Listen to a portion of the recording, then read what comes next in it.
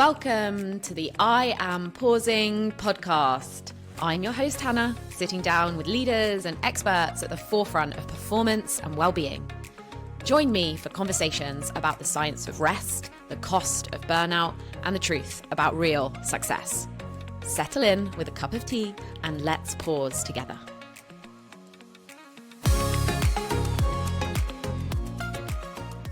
So I am absolutely thrilled to have Anthony Abbagnano on the podcast today. And I just can't wait to share this story and all of the wisdom that Anthony has with you all, because him and his partner Amy have been a pivotal part of my journey, and quite literally people that taught me how to breathe. So I first encountered Anthony and Amy about 8 years ago in London at a workshop that I signed up for on breathwork, which I didn't really know at the time what it was going to be. And it was absolutely transformative. And last year in the summer, I had the pleasure of attending breath camp in Tuscany at ASHA, which is the Alchemy School of Healing Arts, which Anthony and Amy co-founded together.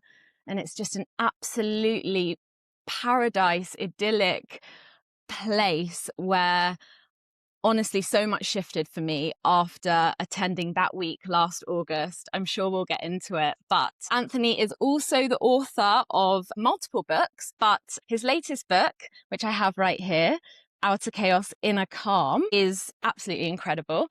And we will also be diving into that. And as well as that, Alchemy of Breath has trained over 2,000 breathwork facilitators, and in my opinion is the global leader in breathwork. And so welcome to the show, Anthony. My goodness, I hope I don't disappoint after all that, Hannah. Thank you. That was a glowing introduction. Thank you. Thank you very much. I'm very happy to be here with you. Oh, it's a pleasure to have you here, Anthony. I couldn't be more excited. So let's start with your book, Outer Chaos, Inner Calm. And the title feels quite poignant today, where we do just have so much chaos in life in general. So can you talk a little bit about how this book came to be and what it's really about? Yeah, thank you so much. As you said, I've written many books before, but this book was particularly pertinent for me too. And it actually came out very quickly and in response to a situation that seems ever more chaotic. It feels like the title might just always be alive because that chaos seems to be getting more and more extreme. And it is a part of my work and the body of work I've been developing over the last 40 years. But the result was really quite fast to produce because of a sense of urgency I felt in seeing people become so disorientated by their outer world. So we could say dictated to by their outer world and losing any of their sense of agency or ability to negotiate a life map the way they might want to. So the book is really designed to reveal a template that can be discovered. I call it the miracle matrix rather than the matrix that we all know of, that there's a whole different map that we can navigate that is an inner world. And in that inner world, we learn that the more inner strength we can develop, then the lighter the lift becomes. And so the outer world and the chaos that is out there actually becomes the material we work with. We kind of bring it into our own laboratory and use that to develop our own inner muscle. And then we look at the world in a different way. We look at the world with more of an inner authority than inner apology, you might say. Yeah, I love that. Inner authority rather than an apology.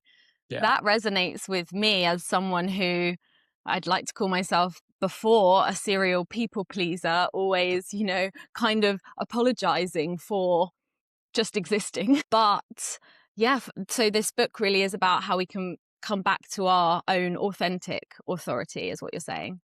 Yes, and I say that with a very similar life experience to your own. I was an apologist. I learned to feel like I didn't quite fit in. I didn't quite belong. The thoughts that I was having, I felt too shy to reveal because they might make me look stupid or marginalize me even more or all of those things. So that's very much a pathway. It's a place that many people live in. I know when I'm in a group of people and I ask everyone to put up their hand who feels like they're an outsider, on average, about 98% of people put up their hands. And I love to say, okay, well, just keep your hands up and have a look around and see if you're really the only one. Because actually, it's a condition, it's a part of our human condition and something that we can prevail. We can actually work through and come out the other side of it. And would would you be open to sharing a little bit more of your journey? I know you talk very openly in the book about being a young boy and discovering the breath for the first time and your Yeah. journey through successful business to, spiritual east. Would you be able to share a little bit of that journey now and what's brought you here? Yeah, I'd love to. You're just going to have to clip me short and, give me the T sign if I've said too much because it's a long life and there's a lot to say. But as briefly as I can, I'm half English, half Italian, and I was educated in England in private school. So a privileged upbringing, which didn't feel privileged at the time at all. It felt like a straitjacket. And I was also living on the edge because I was half Italian and it wasn't long after the war, the Second World War. So Italians weren't highly regarded. It was something that I was encouraged not to display. So that was the outsider thing that I felt at the time. And I was at boarding school from the age of 7 and didn't enjoy it at all. And that's when I had my first experience with breathwork that just put everything into a different perspective. And it happened because a young boy came up to me and he said, "Hey, take a few breaths into this paper bag." And so I did. I took 20 breaths, I think. And he then stood behind me and he squeezed me from behind and let me down to the ground and said, "Now hold your breath." And I did. And I wasn't a happy boarding school boy, but all of the grimness just disappeared. And I felt an extraordinary sense of peace and understanding and oneness, I think we could say. And it just helped me understand that what this whole construct is that I'm living in is tiny in comparison to the power of the breath. Just the breath alone can change my perspective so hugely that suffering transforms into worldliness, wisdom, capacity, a perspective that makes me much more comfortable, makes me feel much more at ease. And that's really when the book began, was when with that experience, because it was my first awakening of, oh, there's something else than they're telling us that's really going on here. And then I became perpetually inquisitive about what that might be. So everything after that point in life was a search and a discovery and lots of errors as I grew up as a young man. And then lots of success and failures and successes as I went into the business world. I was a single parent at 18 years old and I had to survive. So I became very good at that. And then a paucity and awareness in my midlife, in my 40s, of understanding that this really isn't it. If this is all it is, then why do I feel so hollow and hungry and undernourished in other ways? And so I came back to the breath again. And that's when I understood that, oh, that's what has been missing. And instead of being successful at business, maybe I'm just meant to humbly bring the breath to people and help other people understand how they can really employ it in functional ways. And when you say that, because we've had conversations and you've told me about your career and the businesses and, you know, working in America. And then you just mentioned I was in my 40s and I just felt that, I wasn't fulfilled and there was something else. And that's when you came back to the breath. Was there a moment in time that you can kind of connect the dots, or was it more of a gradual process? No, there was definitely a moment in time, and I wish that for everybody, that it was a moment of understanding that no matter how diverse and unrelated the things were that I chose to do in my life, I mean, some of them were just plain stupid, some of them were naughty, some of them were irrelevant, some of them were really pertinent and powerful, but every single one of them had a role to play. And it was as if I had been threading a needle and thread through each of these diverse experiences. And then all of a sudden they got pulled tight. And it was like, oh my gosh, if I hadn't done that, I wouldn't have done that. And if I hadn't done that, I wouldn't have done that. And an example was when I was 20, I was inducted into a cult. And that's because the mother of my first son took him and joined a cult. And sorry, when I was 19. I had to go into the cult to get to see him. So I was inducted into a cult and I had to break out of that.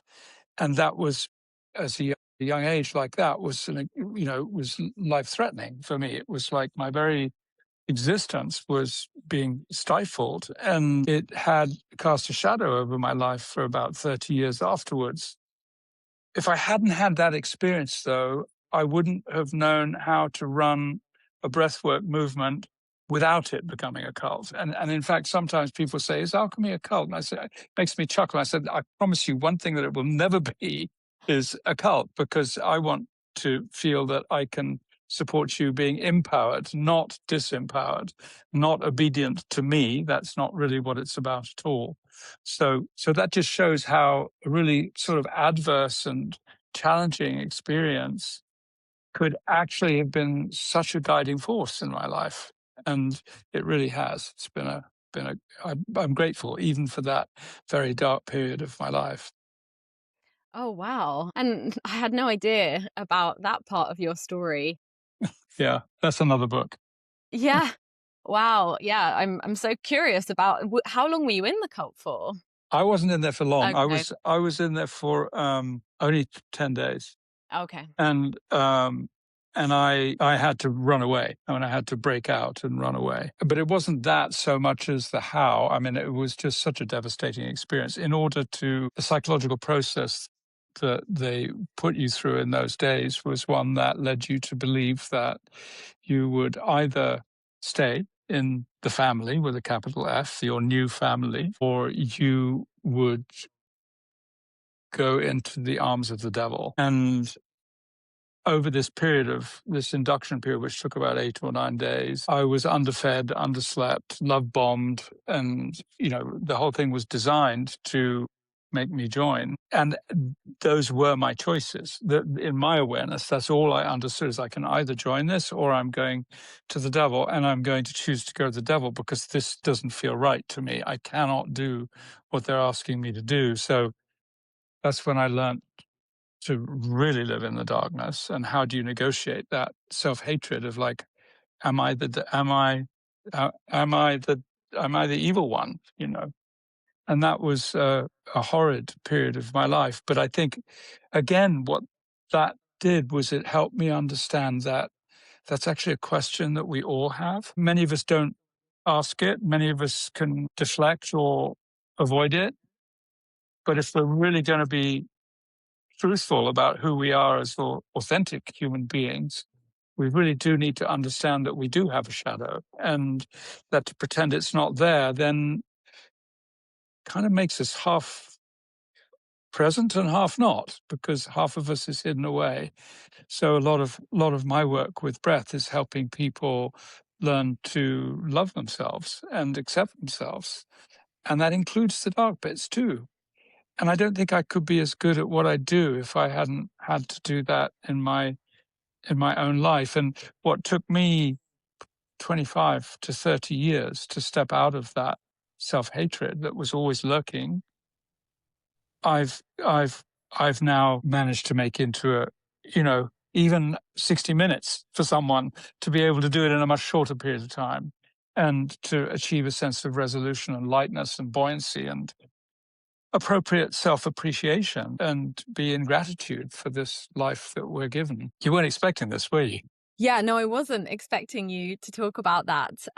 It's yeah, it's but to me, now that I know that about your journey, it makes sense because breathwork, living in London, there are so many different facilitators offering breathwork. And I remember I didn't really know what breathwork was when I first came to yours and Mm. Amy's workshop. I think it was a full day at Try Yoga or a few hours Yeah. at Try Yoga in Camden in about 2018, My around goodness. then, Yeah. 2019.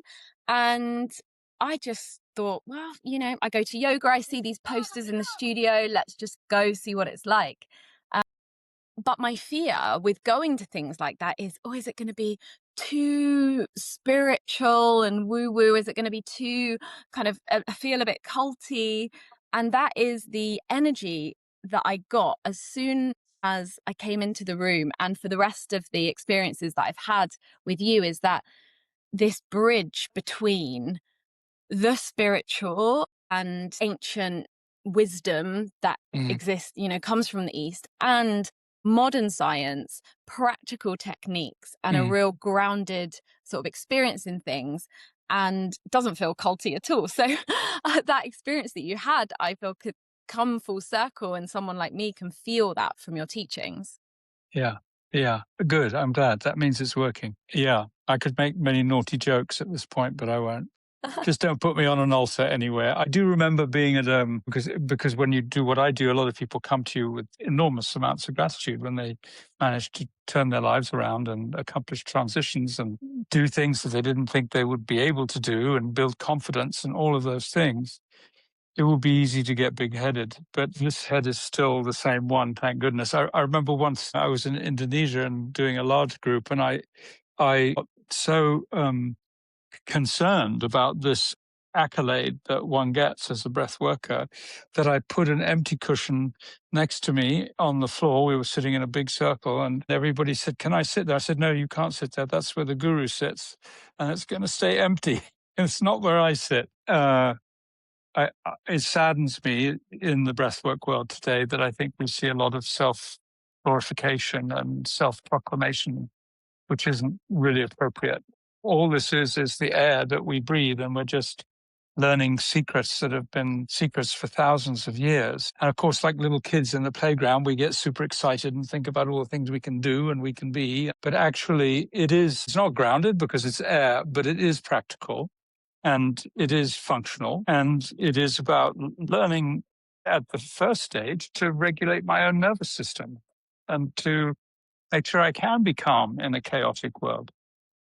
And so, for somebody who's never experienced breath work, never been to a breath work session, but is interested, how do you explain what happens? Why the power of the breath?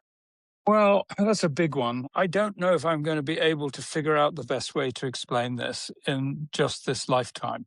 It feels like such a huge mystical paradox that something so straight, so simple, something that we breathe all the time can have the power to help us alter our state of consciousness from, like I said, calming our nervous, regulating our nervous system, all the way up to people who come to me after a conscious connected breathwork session and say, "Oh my God, that was like taking ayahuasca or DMT or LSD or some other psychotropic." So, how can you possibly explain what's going to happen? I think one can explain scientifically what's happening is that when we do the conscious connected breath, which is really very advanced breath work, we slow down oxygen to the frontal lobe. We increase it in the bloodstream, but we don't actually superload the frontal lobe with oxygen. The frontal lobe actually needs 20% of our oxygen supply, some people say up to 25, in order to function. So what we're actually doing, I like to explain it in a simple way, which is we're not giving the amount of oxygen that we're used to getting to the frontal part of our brain, which does all the reasoning and thought and linear stuff. So what would happen if you weren't thinking so much? What might happen if you weren't thinking those repetitive cyclical thoughts that you think? And naturally, and the Buddhists say, I think 60,000 thoughts a day is what we're thinking right now. What would happen if you slowed them down to 5,000? What would happen in the gaps between the thoughts?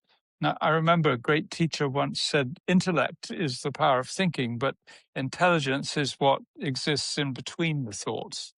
And I do agree. There's a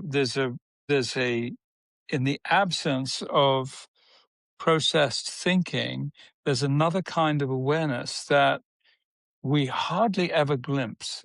You might have noticed it in your life, looking at a sunset or just being in the nature in some way, and all of a sudden you're impressed by a moment where the colors are brighter and the sky is bluer and the fineness and wonder, and gosh, I get goosebumps, that moment of absolute awe. And I think that's what exists when we stop thinking so much. So we visit this place that we can dwell in and even rest in, even though we're working with our breath, that is non-linear, it's non-sequential, it's it's non-accumulative. It's not like the more I stay there, the more I get. It's just a different reality altogether. It's one that always brings a sense of oneness and a depth of feeling and richness that the thinking mind just can't produce. The thinking mind, as soon as something wonderful happens, wants to hang on to it and keep it and make it happen again. And just that act alone tends to repel. It just tends to push away the possibility. What would that look like, to think less and to dwell in that place and understand that there's another form of intelligence that exists? In Sanskrit, they call it jnana, which is knowing rather than knowledge. So it's not how much I've learnt, it's really how much can I be here right now in this moment, in this breath. And that's a very alternate reality. Doesn't sound like it until you try it, but it really is. I've definitely got goosebumps listening to you. And this other kind of intelligence that you talk about is what I experienced this Yeah. past summer in a breathwork session at ASHA with you and the team. And I can't describe it other than it. I left the session and it was a vision and it was beautiful. And I won't share the personal details of what I saw because it feels so sacred to me. But I had tears of joy and I did want to dwell there forever. But then, the team guides you gently back out and you get grounded. But then the following days, I just knew that I had to leave London and that I had to move to the coast. And it's something that I've been, dreaming of in the back of my mind for years. But my head, with all of its logical reasons, would talk me out of it. I'd be like, well, work is in London, you own a flat in London. I was single and I thought that I would meet my soulmate in London because that's where everybody is. But none of it was working. And there was a hollowness inside, there was a gap. But it was that moment that I then came back, and that was August. By October, I'd moved. And now I'm here, and I met my partner a month after moving. And it's just, and it is that, and all of the fear, right? The fear that was keeping me stuck was in my head. Yeah. And it wasn't in this, I kind of refer to it as the head to the heart, or the other kind of intellect, as you say. Yeah. So I'm curious though, because I've had this a few times in my life. There's been layers of it where I've made one move and one transition and then another, but I find it sort of wears off, right? And the fear starts to, or the logic kind of creeps back in Yeah. different areas of life. So how conscious connected breath work, as you've mentioned, it's quite a deep practice, an hour or two long, and you need to be held and you need to go somewhere or do it online with your, but what else can we do? How can we access this non-thinking intelligence in our daily lives? Well, yeah, that's a great question. I just want to notice something you said, because I think it helps understand this paradox. You said, I just knew. I think those three words, I just knew, is exactly what I'm talking about. It's not, I knew intellectually. It's not that I knew what time the train I had to be on. It's not that I knew the right partner would be in Hastings and not. It's not. I just knew. My whole being just understood, which is not an intellectual exercise. And I think the reason that we lose it is because the mind wants control. The ego wants control, and it's very insecure. And if it's challenged, it will want control that much more. So it is a bit of a negotiation, let's say. It's a negotiation. I don't want to say it's a battle, because it's not actually a negative thing. I think that my feeling is that the ego is who we are. It's I am, and therefore it needs to be worked with, not against. I don't support getting rid of it or that sort of thing. I really support trying to understand the nature of it and how the mind wants to think that it is the only part of us that does think. And you just exemplified it so well when you said that your experience was, it's about going from the head to my heart. I couldn't agree more. The heart thinks, the heart has feelings, the heart is a center of intelligence, and so is the whole body. In fact, every cell in the body has the intelligence to know whether to fight or flee or freeze. So certainly there's a lot more going on than the mind is able to understand. If we can accept that as a concept, then I would use an analogy of saying that taking a conscious breath, giving our awareness to our breath, is like sipping from the nectar of a very different human experience than what we usually accept as our sustenance. So you're actually beginning to visit a doorway, or seeing a doorway that is going to open on to a very different landscape and a very different horizon than the ones that we're used to seeing. So even if you're not, and this isn't just for people, like I said, LSD, ayahuasca, or, this isn't just for people who are trying to leave the mind behind using external support. And I'm not being judgmental for or against when I say that. But what this is for is also for people who just need to get a grip on life, who just feel like they're caught in the flow and they've lost their chance to make choices, and they're seeing life fly by, and they're fearful of regret becoming a normal and acceptable part of existence, because it doesn't actually have to be. And so one breath is really where it begins, the commitment to inquire into what does one breath actually mean. There was the first breath you took in your entire life, which was so unconditional. It was so much an embrace of the hugeness, the everythingness of human existence. And then you consider the last breath, which will be the total let go. It'll be the greatest let go that we could ever experience as human beings. There could never be anything grander in terms of release than that last breath. And we actually live this cycle of birth and death 25,000 times a day. How many times are we even aware of it? Maybe 5 if we run out of it, or someone says something or wounding and we lose our breath, or we get into a flap and anxious and we start to pant. Our consciousness doesn't naturally go to the breath, but it's absolutely unique in being one of the only functions that the body does autonomously that we can actually engage with and control as well. And that makes it very different than all of the other bodily functions that we have. So just that choice to pay attention to one breath, I've seen it time and time again, ends up becoming a fulcrum, a pivot, a pivotal moment that can change everything. And before we started, what would it be like if everybody had the courage to be the one that says, in an uncomfortable moment, why don't we all take a breath together?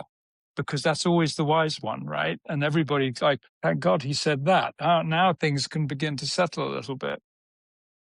That's all that it really takes, is that break, the will to take a breath when you don't want to. And to do so consciously becomes the doorway to another whole realm of possibility. So when we talk about the conscious connected breath, which when I refer to it as being advanced, it's taking that opportunity and connecting it to the next one, to the next one, to the next one, to the next one, on and on and on. And they stack, this stacks. And so our awareness gets bigger. We get more aware. And that's really what's happening with the conscious connected breath, is that we're really exploring at this point. We're not just looking at a horizon, we're going toward that horizon, and we're going beyond that horizon and beyond and beyond and beyond. So we can really begin to, gosh, it's like Star Trek, or Star Wars. I mean, we're out there, we're out there seeing horizons that we never even dreamed existed. Yeah, totally. And Yeah. so many of the people that I know, that I work with, who lead very busy lives and they feel stressed. When I ask, how are you doing? And me too, it creeps up, right? We go from our big screen working in the daytime to our small screen in the evening on our phones, and stress and overwhelm and this feeling of I just don't have enough time to even think beyond what's happening now. I just feel overwhelmed. And especially, people who work in corporate environments where there's lots of pressure, there's deadlines. Yeah. Or founders of companies where you've got investors on your back and this kind of pressure to just be always on and always performing. How can we bring the breath in those environments? Well, thank you. And I'm not saying this as whatever I'm going to say is coming from a founder, a multiple founder, multiple exit, an employee from being in the corporate world for the first close to 10 years of my working life. So I'm not suggesting anything without having experienced it myself. I think the best challenge that I could offer you is to consider that a measure of your emotional intelligence is your ability to take a breath when you don't want to. A measure of your emotional intelligence, resilience, and capability is your ability to take a breath when you don't want to. That's number one. If you can accept that, or just consider that for the next few days, because it's puzzling, because if I don't want to, I'm not going to do it.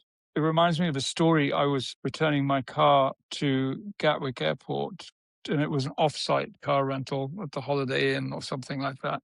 And there are these two roundabouts as you come up to Gatwick. And I was going from one roundabout to the other, and I saw the hotel over on the right, and I couldn't figure out how to get there. There wasn't, as I got to the next roundabout, there was no exit going in that direction. So I went back to the first one again, and I was getting late for my plane now. And I went back 3 or 4 times and was getting so frustrated that I thought, okay, I'm going to pull out. And I was driving and pulling out the car rental agreement and wondering, why do they have to make the telephone number so hidden on there? And why did it have to be in such small print that I have to stop the car to read it? And then eventually I dial the number, and it's an answering machine, but it's like 10 o'clock in the morning. Why is there an answering machine for a car rental? So I tried again, back and forth, and I can't find it. So I call again and I call again. I think my 4th time I got through. By the time I got through, that poor woman at the other end got this tirade of anger from me, like, why aren't you answering the phone? I'm a customer. I'm trying to bring my car back.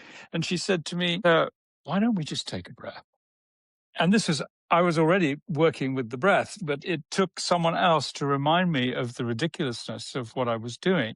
So I think that is what I mean. The ability to take a breath when you don't want to is a measure of our ability, our resilience, our emotional resilience. Excuse me, this is Paco. He's coming to say hello. Hi, Paco. So cute. So, how can you apply that in your day? And I think the best way to start is just to watch what happens. Watch your breath as you greet certain situations in your life, and learn that you can change it in those situations. The more you can accumulate evidence of how you breathe in different emotional states, the more you can duplicate those states or reverse them with your breath. So, for example, if you're stressed, breathe slowly. You notice when you're stressed, you breathe less, you breathe more of a choppy breath. If you're having an anxiety attack or a panic attack, sometimes we lose control of our breath altogether. If you slow down your breath, especially your exhale, that will begin to settle your nervous system. I want to say it's not brain science, but it is. It's very straightforward brain science. Likewise, if I'm feeling like I'm just listless and jet lagged and I've got to go do a talk, I've got to be on stage or I've got to be in a meeting or whatever it is, take some fast breaths, take some breaths, which will charge you and the dog and the puppy, and you'll be much more ready to meet the moment that you need to meet. And that's the brakes and the accelerator. But there's actually a whole dashboard of systems that we can use, not just to regulate, but also to monitor how we're feeling. Imagine being able to monitor how other people are feeling because you're beginning to notice how they're breathing in certain situations. Imagine how empowering that will be in your work life when you see that your colleague is under duress, then you notice how they're breathing. Maybe you can be the one to suggest, hey, why don't we take a few breaths together and see if we can consider this a different way? Maybe you can be the wise one. So it's not complicated. It's just a question of creating intimacy with your own breath and learning some very simple, straightforward practices that include assessing the condition of someone by the way they're breathing, and then using breath practices in order to reverse or augment, diminish, turn to the left, turn to the right. All of the gauges and dials and switches are there. And the closer you get to it, the more that they'll become obvious to you. Yeah, because what you're describing is the breath as a state changer, right? And in this, I want to Yeah. feel more energized. I need Yeah. this sort of breath technique. I need to feel calmer. I need to breathe like this. And I can assess the state of someone else by how they're breathing. Exactly. And Exactly. and in this today, the age of technology where everything is getting done faster, quicker, the speed at which we work and the expectations at which things are getting done is just increasing by the week, it feels right Yeah. now. Yeah. And so in this environment, I can see that the ability to step back from that and use the breath to come back. And we live so much, especially in the business world, but just in society in general, in our heads, right? We think our way out of problems, but most companies and most teams, if you ask them what their biggest challenge is, they'll be able to tell you logically, but what they are oftentimes feeling is the team is lacking energy. They're lacking this creative spirit, this feeling of Yeah. connection to one another. And I remember, so the final day of the 7-day breath camp in Tuscany last summer, you guided this incredible experience, which, I mean, I'm selfishly asking this question right now as well, because I was so in it that I have no idea what really happened, but it was called a mandala practice, and it involved sitting in a circle and breathing with somebody else and looking at them in their eyes.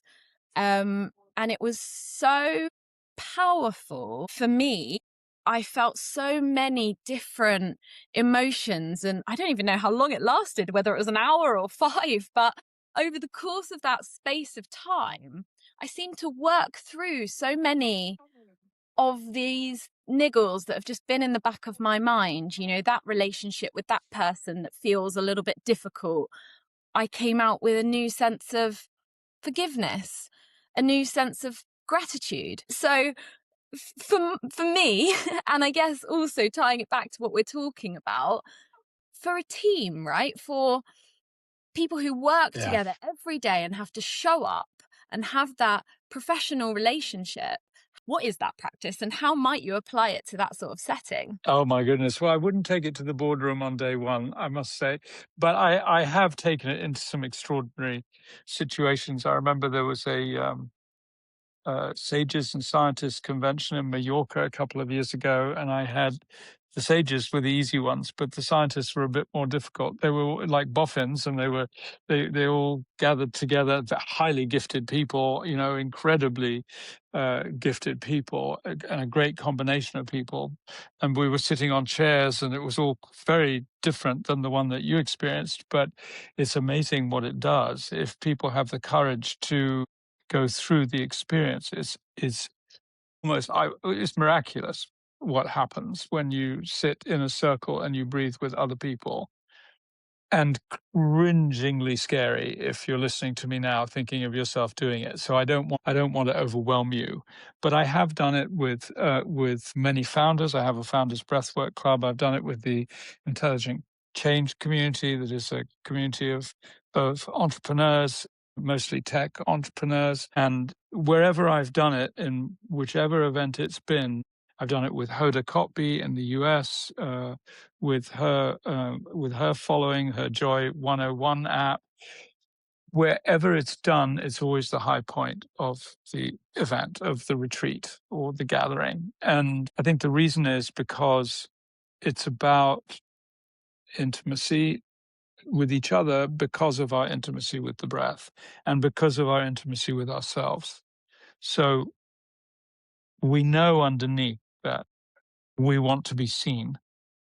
And it's also the most scary thing in the world to us. We know that we want to be loved. And it's also scary when someone comes up and says, I want to love you. All your gates close, your barriers goes up. And most of that is because actually we don't think we're worthy of it. We don't think we deserve it. Or we've been traumatized by our last relationship or a love relationship, or we got abused by a parent or a relative or a teacher when we were a kid. And that's danger whenever anybody says that. All the associations that we've been taught to believe. And what happens when we're in the breath state is we drop them all. We drop all of the unnecessary protections. And in the mandala, I always encourage people to be aware of sovereignty. I'm not saying give away your sovereignty and lose all of your protection. I'm saying make it appropriate.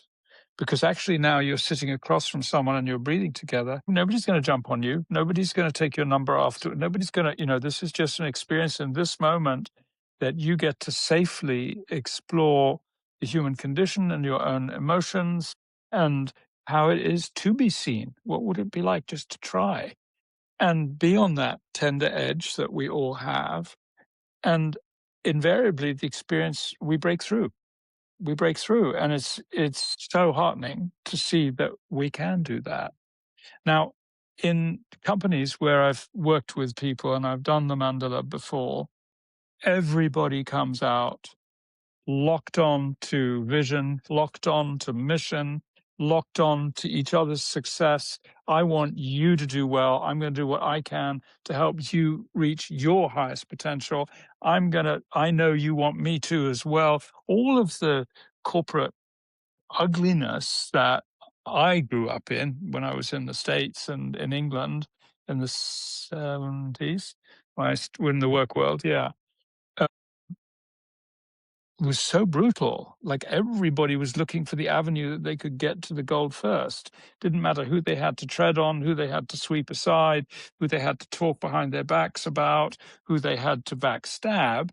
There was this rat race. It was the rat race. My nephew once said to me, he's a surfer and he lives in Tahiti and surfs every day. And he said, well, the rat race is over and the rat won. So let the rat win.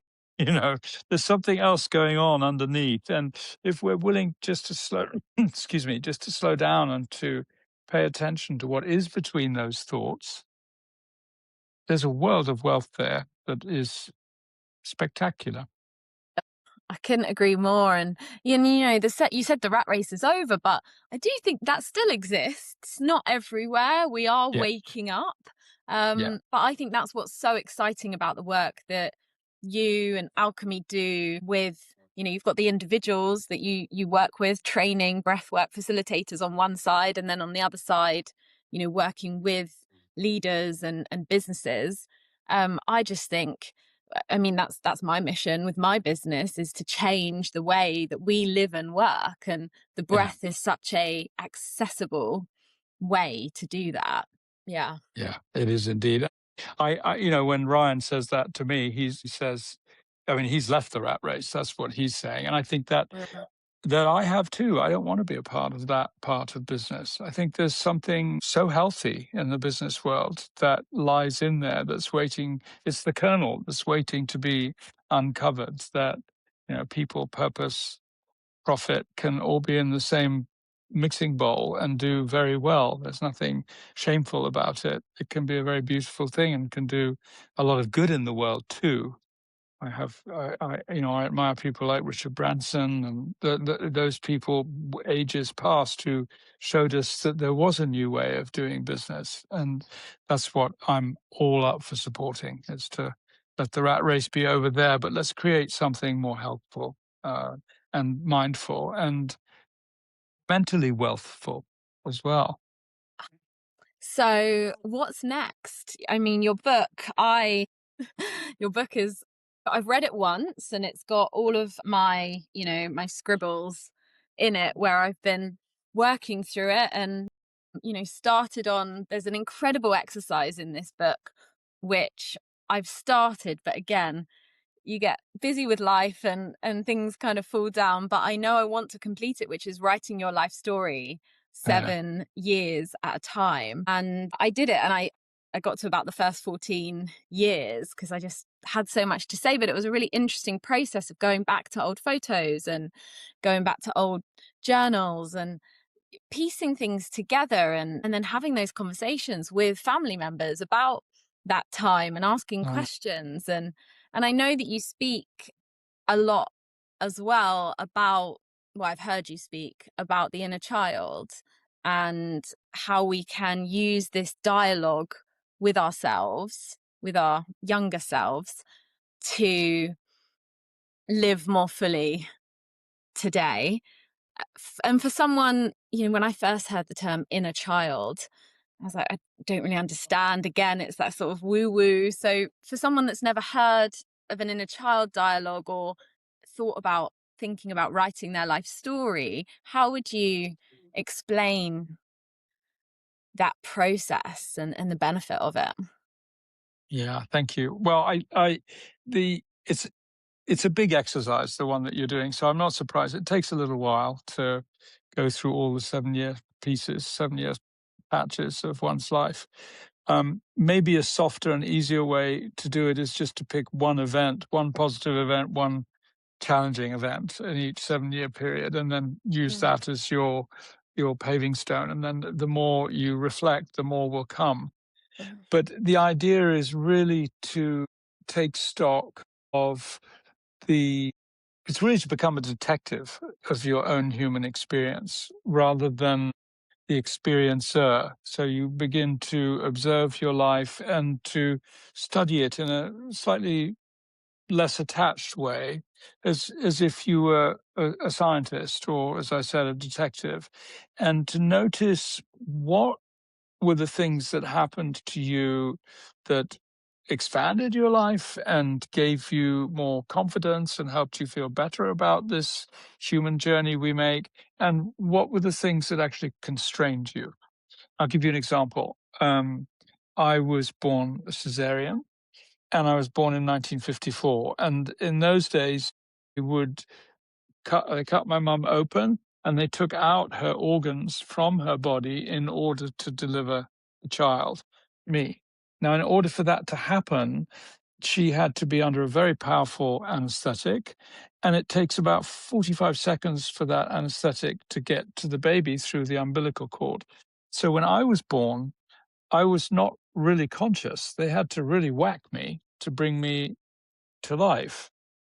Now, that has affected my life. It could have gone either way. And what I see with cesarean children frequently is that adults who were born cesarean, is that they either become one of two, they lean in one or the other direction. One direction is to dissociate when greeted by a challenge, just like can't face it, do something else, procrastination, put it on the shelf, deal with it later kind of thing.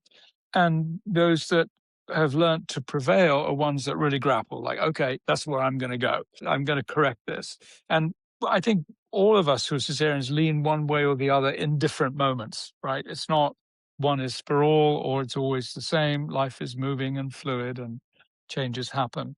But that's one example. If you were born cesarean, you might want to consider, well, okay, what were the benefits to that? And what were the things that actually constrained me and made me think in certain ways?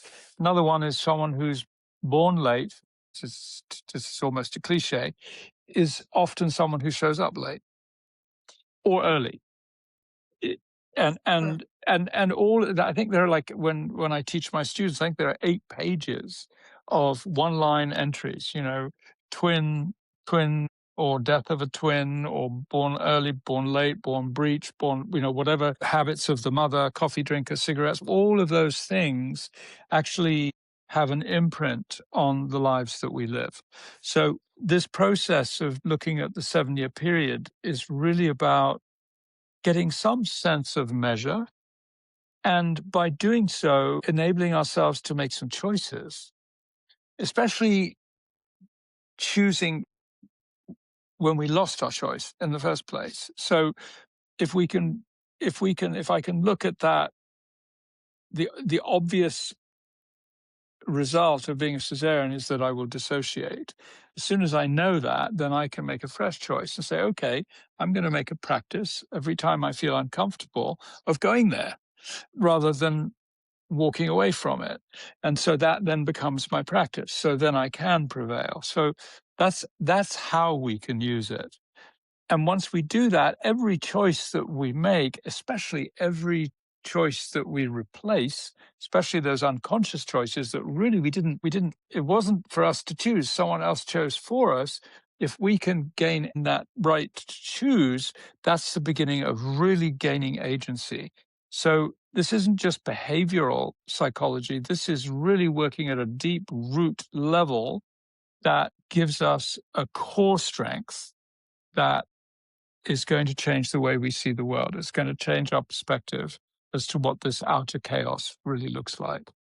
You've just made so many things make sense for me in that explanation. I was also a cesarean, and my tendency is to fight, right? Is to show up, is to constantly Yeah, strive and yeah, achieve. And that's what's got me into trouble in my life and in my career because, you know, the body doesn't always have yeah, capacity to do that. yeah, And sometimes, and learning, and so then myself learning how to be and yeah. accept Yes, and rest has been a real journey. And it's so yes, interesting that that can be mapped, because in traditional, lots of talk therapies, we talk about your childhood and the circumstances with which you grew up and how that impacts you today. And, I spent many years going around in circles in a therapist chair doing that.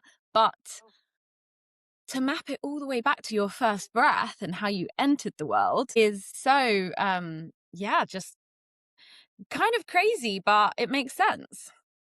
yeah, it does. And and you mentioned the inner child too, and I think that's where it becomes even more significant. And I know that if that's a foreign term, if I'm the first time that you're hearing it, it's probably going to stay there now because I've opened that up. But think of the times when you look at your beloved or even your parent and you see the child in them. It could be, I remember my granny, I mean, she died when she was 100. I remember on her 100th birthday, I asked her, I said, do you do you still feel like you have a child inside you? And her face lit up like a 5-year-old. And she said, oh, yes, there's so much to learn. She was like enthusiastic and curious and alive. And that is the inner child. It's not complicated. It's that when you giggle and you can't stop, those times that you give that huge belly laugh that you can't hold back. That's really coming from your inner child. When we were children, we were capable of putting mud on our faces and giggling and doing all kinds of ridiculous things and finding joy in them. And the sad side is that we were often told not to, that that was wrong, that that was too much. We've got to behave ourselves. We've got to fit in the container so we don't embarrass mom and dad. And I can understand as a parent, I've got children, I've got a puppy. I know what that's like. But how can we preserve that part of ourselves?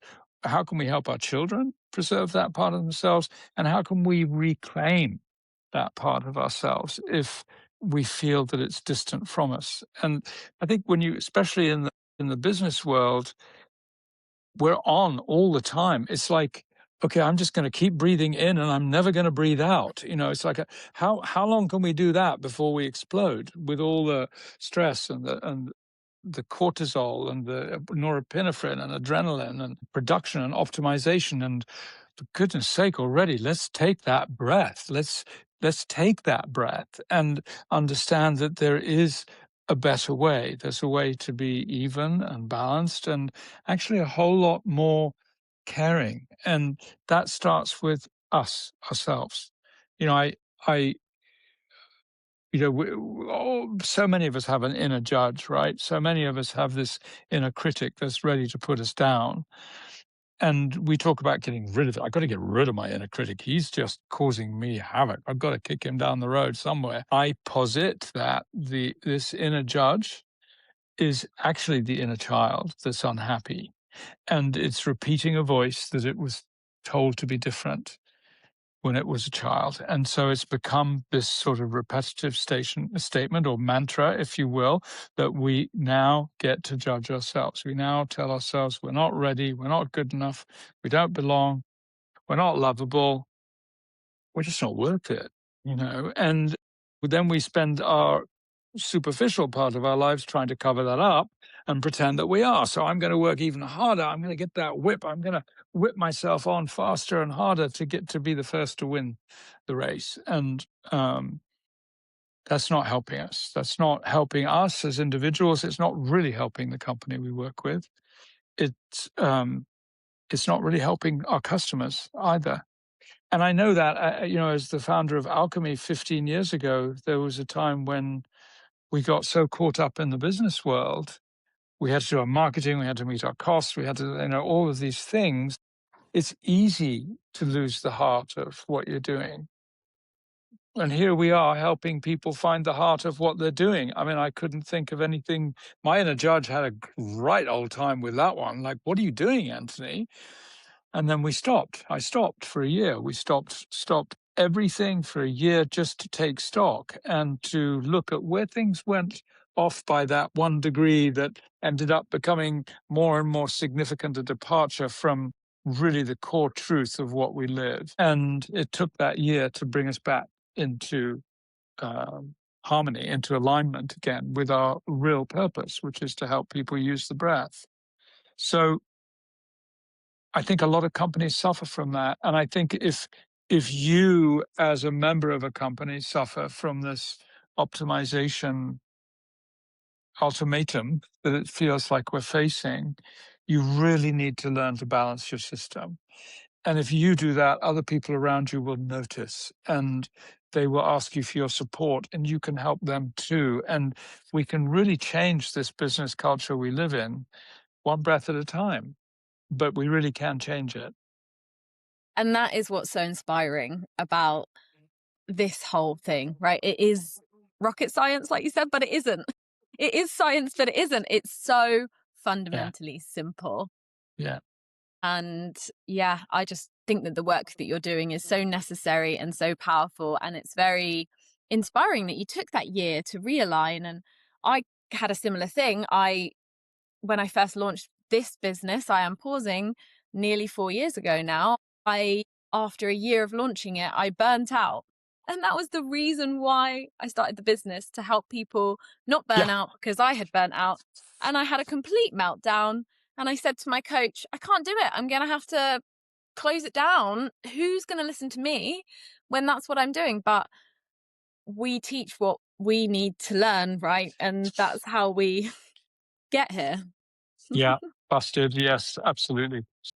Well, Anthony, I could talk to you all day. This has been such a rich and diverse conversation. And thank you again so much for the work that you do. And I'm going to share in the show notes the details of your book, the details of ASHA. I recommend anyone who can go to Tuscany, go to ASHA and experience what it's like there. Even if you can't join a retreat, I think people can just come and stay They for a can few indeed. Yeah. days, Yeah. right? And or attend a training or experience your workshops for leaders and for teams and your programs, because they really are first class. So again, thank you so much. Selfishly for me, because the work that you've done has definitely changed my life, but for society at large. And we do have a closing tradition on this podcast, which is a question that I ask all guests, which is, if you could have one message about well-being that you could put on a billboard for everyone everywhere to see, what would it be?